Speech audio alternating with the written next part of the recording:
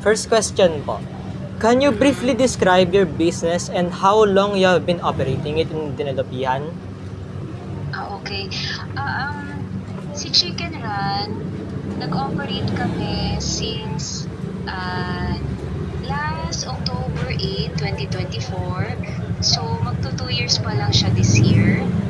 Ang business concept namin for Chicken Run is on-the-go fast food Korean style fried chicken.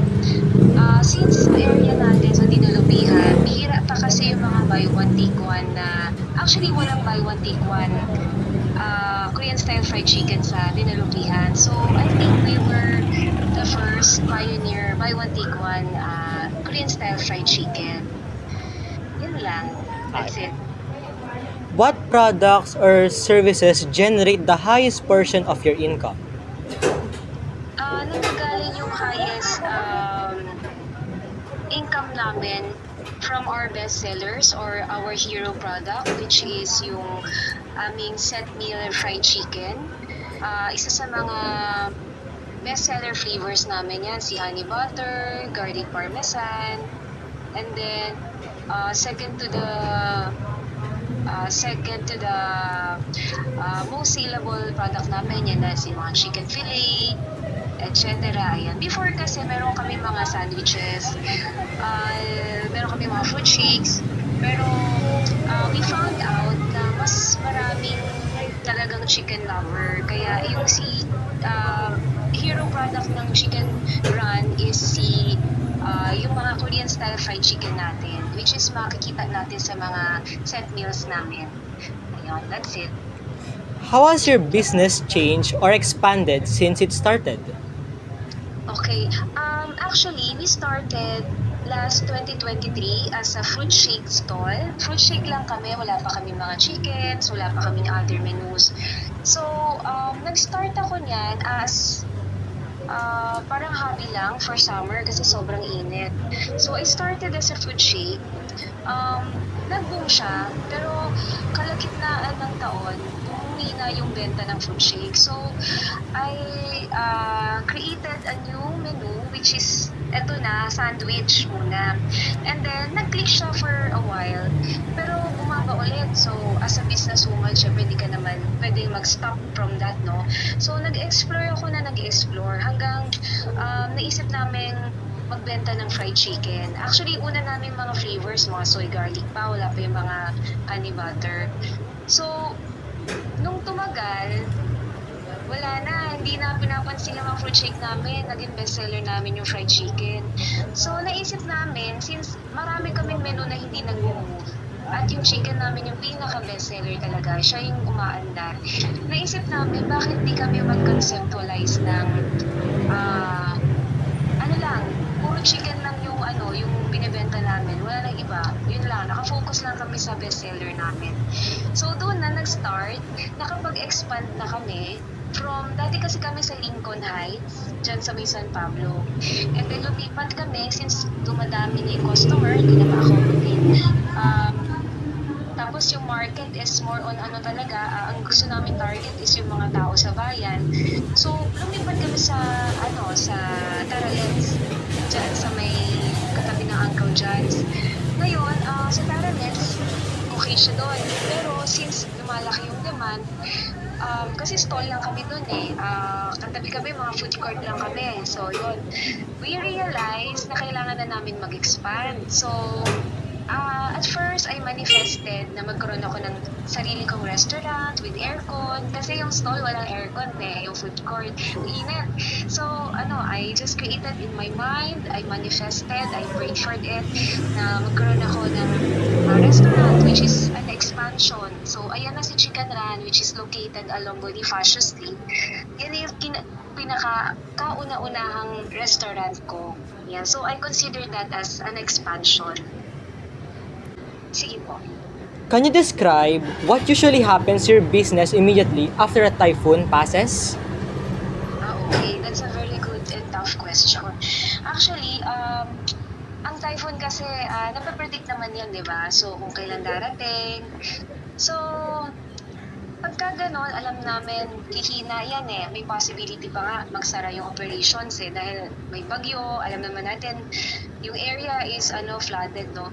So before that, nagbi-meeting kami ng team namin. So kung ano yung pwede namin gawin in order to create sales pa rin. So most likely talaga ang pinopost namin, nino-notify namin yung customers namin that kahit masama yung panahon, inaano namin yung delivery, ini-encourage namin na i-deliver na lang sila.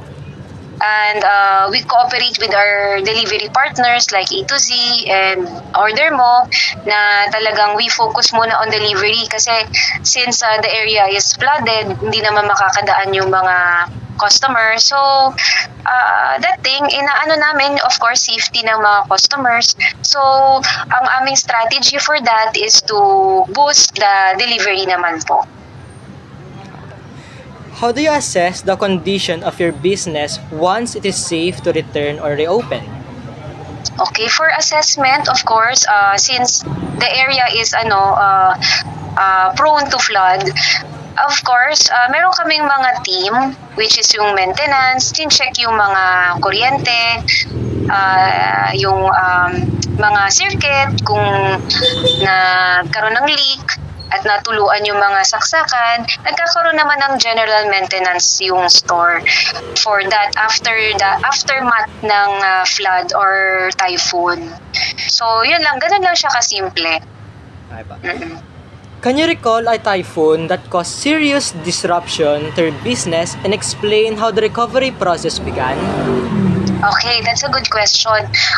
It happened last year. I think that was last July. Yun. Halos 2 linggo, 1 linggo ata umuulan ng tuloy-tuloy. So wala kaming madaanan papuntang store. So actually, before that, before kami mag-close at alam namin may parating na typhoon, pero hindi namin na-expect na ganong katagal yung baha. Nag-ano na kami, tinurn off na namin mga circuit breaker. Talagang number 1 priority namin is yung safety, especially yung mga sunog na maaari mag-cause, yung mga open wires yan. So, safety precautions, nag-meeting muna kami and then chinek namin yung mga wirings, everything for to avoid yung mga sunog. Also, yung baha, na-expect na rin namin yan. So, tinataas na rin yung mga gamit in case. So, ngayon, after 2 weeks ng tuloy-tuloy na ulan at bumaha na dun sa dinalupihan area, especially dyan sa plaza, hindi na siya passable. I have a CCTV so I can check what's going on inside the store. So, isa yun sa mga great safety measures is to have your own CCTV in every corner of the store. So after that, natapos na yung baha, passable na, nakapasok na kami sa store. Nakita namin everything is well naman. So I think physically sa store, wala naman kami naging dilemma or naging problema. Ang naging problem lang namin is the lost sales. For 3 days, wala kaming operations. So, in order to catch up sa lost sales, we created a promo for example, syempre kakatapos lang ng baha, maraming nangyari, yung mga tao is medyo mahina ang buying power dahil galing sa sakuna. Ang ginawa namin is create kami ng parang promo, parang mga ang tawag dito yung mga rainy seasons promo na affordable naman.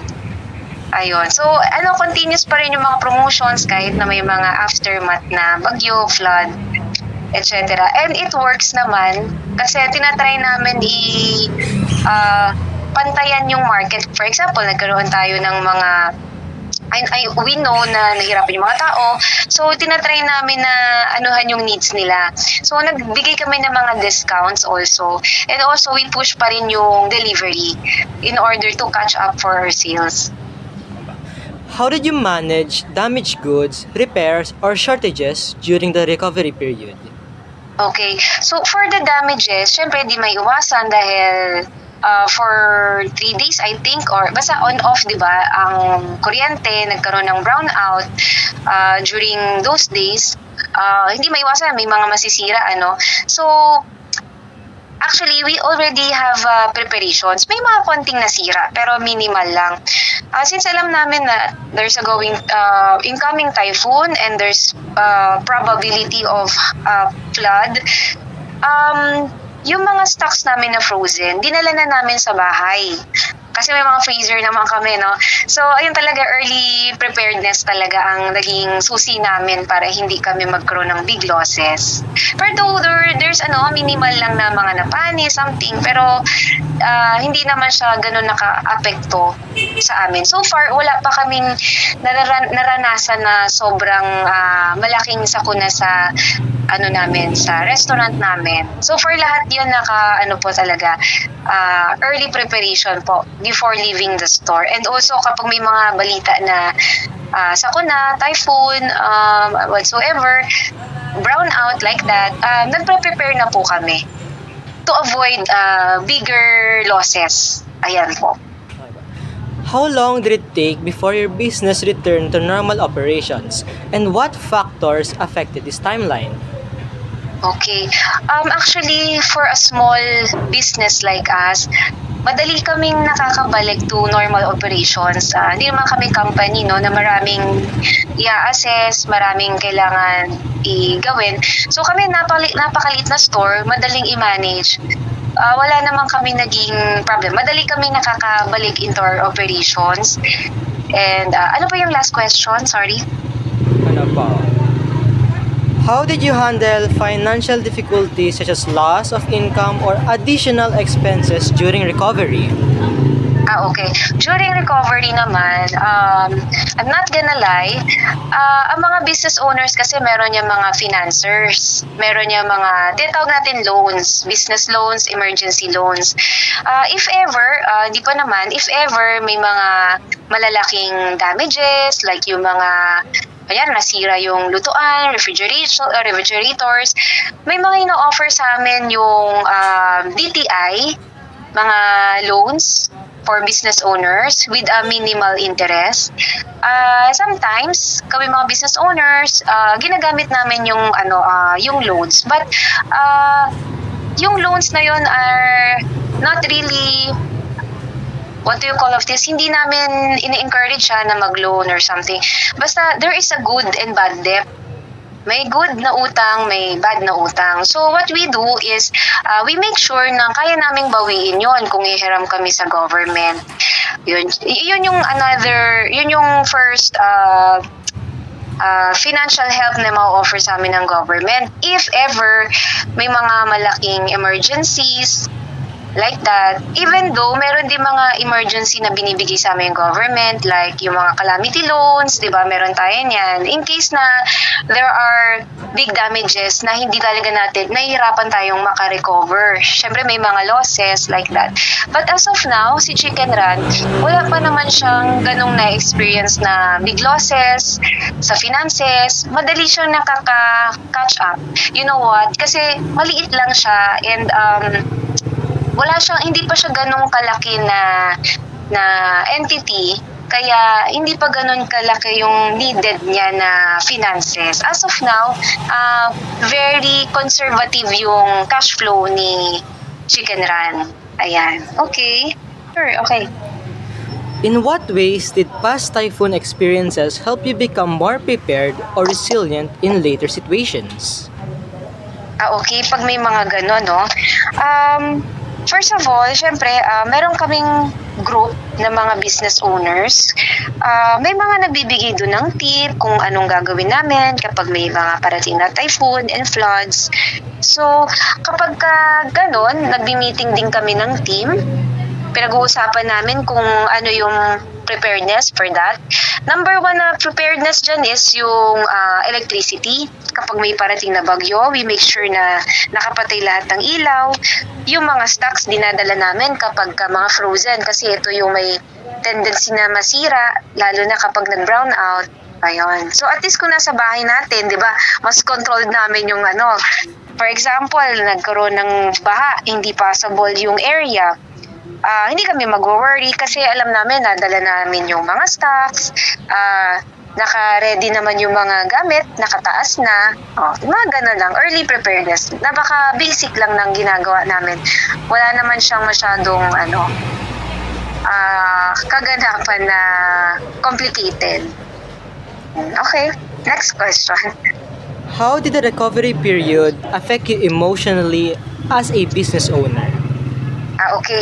For that, syempre, kahit paano may mga losses, no? For mga floods, kaya may mga konti na sira. Nakakalungkot siya. Pero as a business owners, we are designed to be always positive and look forward to a better future. Kasi we believe talaga kapag nag-isip ka ng negative, in-entertain mo yan, you will attract it.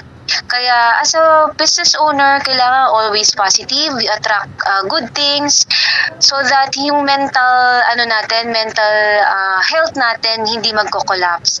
Kasi yan ang pinaka bread and butter ng isang business owner is the mentality. Kailangan always positive, always innovative, palaging excited. Ayan. What motivated you to continue your business despite the challenges brought by the typhoon? Okay. As a business owner, medyo kakaiba yung aking vision mission. Ang vision mission ko is parang ito ay business with a heart. Kasi ang mga staff ko, all of them are single moms. So ako din kasi single mom din ako. So my mission is to help women, mga single moms, ayan, in order for them para mabigyan nila ng magandang buhay yung mga anak nila.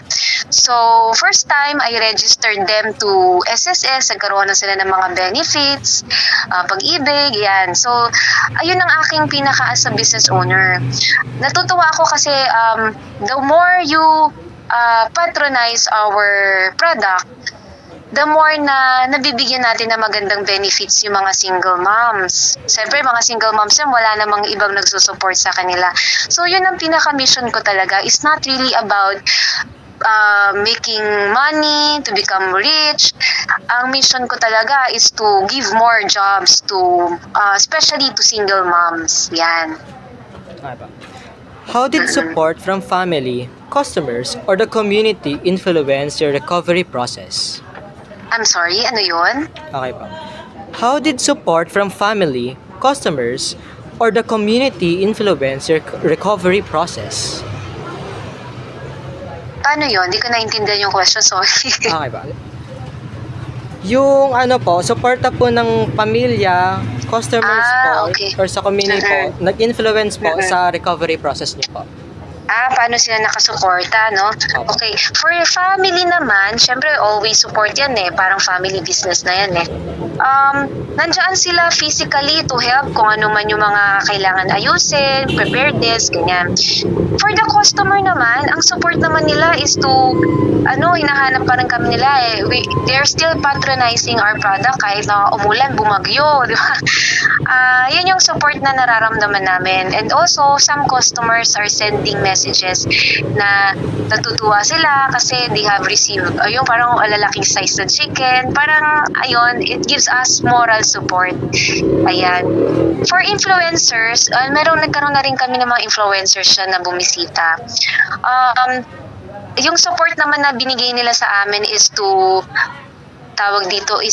give awareness to their followers na merong chicken run na nag-e-exist sa Bonifacio Street. Ayan. So, awareness naman yung support na binigay sa amin ng mga influencers para medyo makilala pa kami ng konti.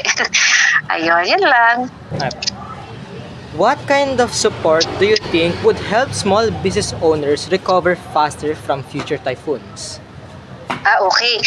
Number one dyan, coordinate siguro, kailangan coordination kung kinakailangan sa munisipyo or sa mga national disaster preparedness, ganyan. Also, number one is to watch talaga, updated news para mas maganda yung may alam, no, in advance. So, ayun. And then, palaging, I think, number one is to be knowledgeable kung paano yung preparation when it comes to calamities. Ang government naman, nagsisend naman sila ng mga preparedness, no, preparation for all of us kung anong gagawin natin pag parating na yung calamity. So, I think number one dyan is to become aware of your surroundings, aware ka sa headlines, sa mga current news, and number three is to have meeting with your team para aligned lang kayo kung anong gagawin kapag dumating na yung calamity. Ayan. So, 1, 2, 3. Tatlo lang. Okay ba?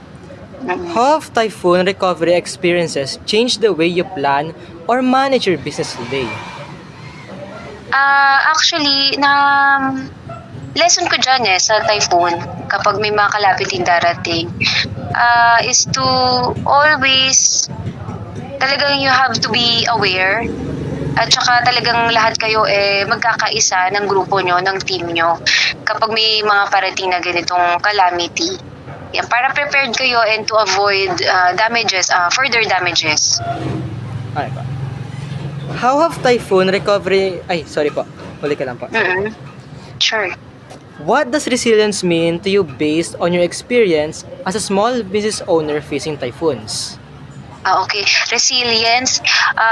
Talagang kailangan ng business owner yan, no? Resilience. Kaya, you know what? Saan ka kukuha ng resilience is inspiration. Kasi, you cannot have resilience kung demotivated ka na, nangihina ka na, kasi ang dami mong losses, or ang daming ilang days, wala kayong operation. Syempre, wala kayong, wala kang pangsweldo, wala kang pangbili ng stocks, or nasiraan ka. Talagang you really need resilience. Talaga ilabanan mo yung sitwasyon. It's all in the mind. So I think yun yung number one na bala ng isang business owner is yung strength ng mentality niya. Ayan. Okay ba? Is there anything else you would like to share about how your business recovered and continued after typhoon events? Okay. Actually, so far, lang naman very simple lang naman yung strategy namin is to be aware of the surroundings, be aware of current news, and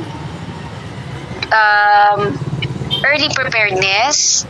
Palaging makinig talaga sa mga for example, sa government, nagsisend kasi yan ng notification, always makinig and sundin yung mga advice nila kung anong gagawin when it comes to calamities or typhoon.